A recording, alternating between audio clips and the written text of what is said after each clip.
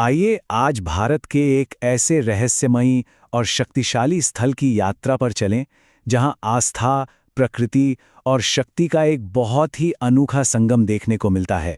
कभी सोचा है कि क्या कोई ऐसा मंदिर हो सकता है जहां देवी की कोई मूर्ति या प्रतिमा ही न हो? या फिर एक ऐसी जगह के बारे में सुना है जहां ये माना जाता है कि धरती स्वयं रजस्वला होती है? इन सभी सवालों का जवाब हमें एक ही जगह पर मिलता है, गुवाहाटी के कामाख्या मंदिर में। ये वो जगह है जहां ये सारे अविश्वसनीय लगने वाले रहस्य हकीकत बन जाते हैं।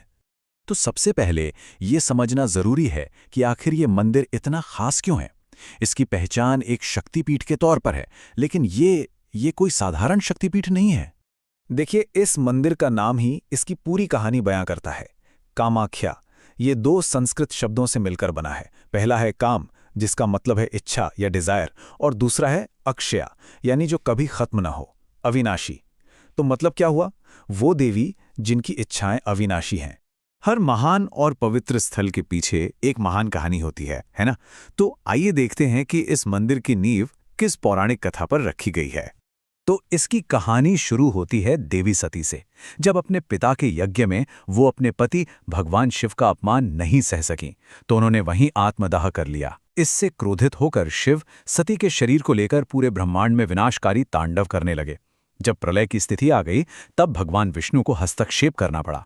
उन्होंने अपने सुदर्शन चक्र से सती के शरीर के कई टुकड़े कर दिए, और ये अंग जहां जहां गिरे वहीं वहीं शक्तिपीठ बन गए। देवी सती के शरीर के कुल 51 टुकड़े हुए, जो भारतीय उपमहाद्वीप में अलग अलग जगहों पर गिरे, और यही 51 स्थान आज पवित्र शक्तिपीठों के रूप में जाने जाते हैं। लेकिन इन 51 टुकड़ों में से जो सबसे महत्वपूर्ण हिस्सा था, देवी सती की योनि, वो असम की नीलाचल पहाड़ी पर गिरा। और बस इसी वजह से कामाख्या को सभी शक्तिपीठों में सबसे शक्तिशाली और सृजन यानी क्रिएशन का परम स्रोत माना जाता है। चलिए अब पौराणिक कथाओं से आगे बढ़कर मंदिर की बनावट को देखते हैं, जो अपने आप में एक अलग ही कहानी कहती है। मंदिर की जो बनावट है वो बहुत ही अनोखी है। ये 4 मुख्य हिस्सों में बटा है, लेकिन इसका जो दिल है वो है इसका गर्भगृह, जो जमीन के नीचे एक अंधेरी गुफा है। और यहाँ, जैसा कि हमने पहले कहा था, कोई मूर्ति नहीं है, बस योनि के आकार की एक चट्टान है, जिससे प्राकृतिक पानी का सोता हमेशा बहता रहता है। फिर इसके बाद कलंत, पंचरत्न और एक विशाल नाट मंदिर हैं, जो मिलकर इस पवित्र स्थल को पूरा करते हैं। और हाँ, ये सिर्फ एक मंदिर नहीं है, बल्कि ये एक पूरा आध्यात्मिक परिसर है। यहाँ पर देवी के 10 उग्र और ज्ञानी स्वरूप, जिन्हें 10 महाविद्या कहा जाता है, उन सभी के अलग अलग मंदिर हैं। काली, तारा, त्रिपुर सुंदरी, सभी एक ही जगह पर। ऐसा संगम वाकई पूरी दुनिया में बहुत दुर्लभ है। अब बात करते हैं उन परंपराओं की, जो कामाख्या को बाकी सभी मंदिरों से एकदम अलग और अनूठा बनाती हैं। हर साल जून में यहाँ अंबुपाची मेला लगता है। ये एक अनोखा उत्सव है, क्योंकि इस दौरान ये मान्यता है कि देवी स्वयं रजस्वला होती हैं। 3 दिनों के लिए मंदिर के दरवाजे पूरी तरह बंद कर दिए जाते हैं, और जब चौथे दिन ये दरवाजे खुलते हैं तो एक बहुत बड़ा और भव्य उत्सव मनाया जाता है। और यहाँ का प्रसाद भी सोचिए कितना अलग है। सामान्य मिठाइयों या फलों की जगह भक्तों को अंबुबाची वस्त्र नाम का एक लाल कपड़ा दिया जाता है। कहा जाता है कि ये वही कपड़ा है जिसे देवी के मासिक धर्म के दौरान गर्भगृह में रखा जाता है।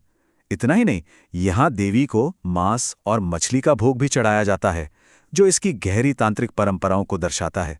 तो इन्हीं अनोखी परंपराओं की वजह से कामाख्या को तंत्र साधना का सबसे बड़ा गढ़ माना जाता है। ये ऊर्जा और प्रकृति की शक्तियों की उपासना का एक बहुत ही शक्तिशाली मार्ग है।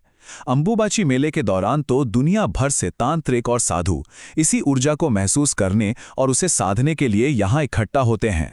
तो इन सब बातों का, इन कथाओं और परंपराओं का आखिर मतलब क्या है? ये मंदिर हमें क्या सिखाता है? असल में कामाख्या सिर्फ एक पूजा स्थल नहीं है। ये स्त्रीत्व का, प्रजनन क्षमता का और जीवन देने वाली उस प्राकृतिक शक्ति का एक बहुत बड़ा उत्सव है। ये मंदिर हमें याद दिलाता है कि सृजन अपने हर रूप में पवित्र और पूजनीय है। और ये हमें एक बहुत ही जरूरी सवाल के साथ छोड़ जाता है। आज की इस आधुनिक दुनिया में जीवन की इन मौलिक शक्तियों का सम्मान करने वाली ऐसी प्राचीन मान्यताओं की क्या जगह हो सकती है? इसके बारे में सोचिएगा जरूर।